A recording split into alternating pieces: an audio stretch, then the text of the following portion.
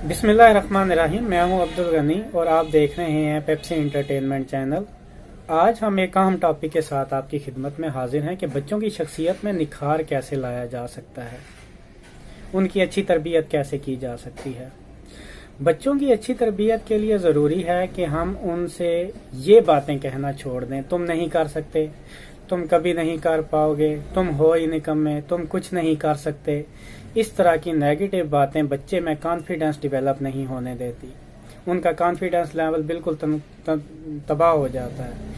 वो किसी के सामने बात नहीं कर पाते और आहिस्ता आहिस्ता वो अपनी बात कन्वे करना बिल्कुल ख़त्म कर देते हैं और उसकी पर्सनैलिटी पर बहुत बुरा असर होता है। अच्छी नशोनुमा के लिए ज़रूरी है कि हम उन्हें शाबाश दें, यू कैन डू इट, अगर तुम मेहनत करोगे तो ज़रूर कर लोगे, तुम बहुत अच्छे बच्चे हो।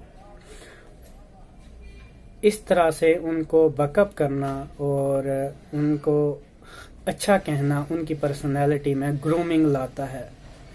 बच्चे के अंदर कॉन्फिडेंस डेवलप होता है और वो उसके अंदर मेहनत का जज्बा पैदा होता है। नेगेटिविटी करने से आहिस्ता आहिस्ता उसकी कोशिश करने की सलाहियत दम तोड़ जाती है।